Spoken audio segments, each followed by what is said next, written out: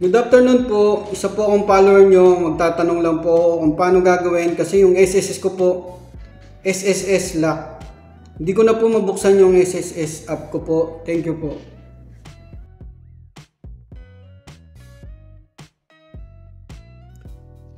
Yo, what's up mga kabayan? Welcome back sa akin channel OFW Nonoy. Balang sunod ko pong i-share na video is kung paano ma-recover yung SSS mobile app. Ayan, ganito po yung nangyari kay kabayan, nalaki yung account niya sa SSS mobile app. Yan, para masagot na rin po natin yung katanungan niya. Shoutout nga po pala sa inyo, ma'am.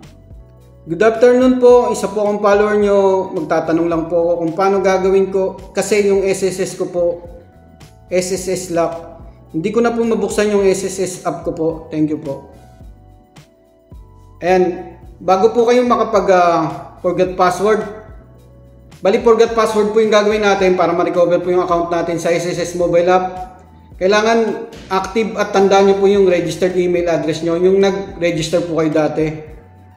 Kaya po nagkakaroon ng ganitong problema kasi nagkakaroon po tayo ng maling details pag naglalagin po tayo. Pwedeng username or password at ilang beses po nating na-attempt. Kahit sa online registration po, ganun po ang gagawin for security reasons. Okay, simulan na po natin. Yan, buksan nyo na po yung SSS mobile app nyo. Click nyo na yung forgot password. May dalawang option po dyan. Piliin po natin itong may registered email address. Tapos enter nyo na yung SSS number nyo po dyan. Tapos click nyo yung submit. Ayan, nasa email na po natin yung link, yung password reset link. Click nyo lang yung OK. Punta na po tayo sa email natin. Kailangan tandaan nyo rin po yung email na ginamit nyo nung nag-register po kayo. Refresh nyo lang yan pag wala pa. Ayan na, yung password, reset password from SSS. Ayan, you recently requested to reset your password for your SSS mobile member account.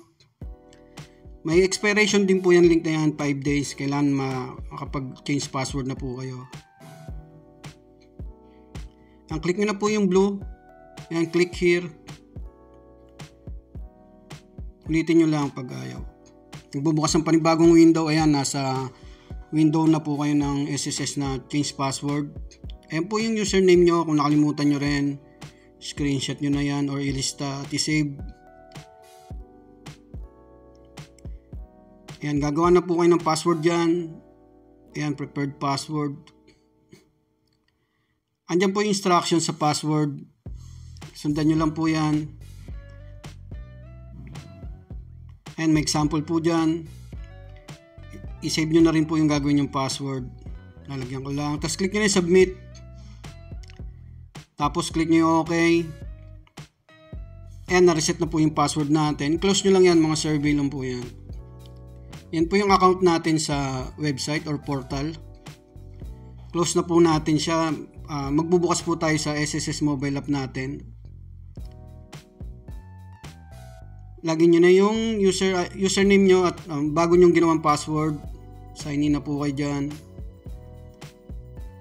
Ayan, na-recover na po natin yung SSS mobile app natin mga kabayan. Iingatan nyo na po yung username at password nyo po, para hindi na po mag-lock yung account nyo. Maraming salamat.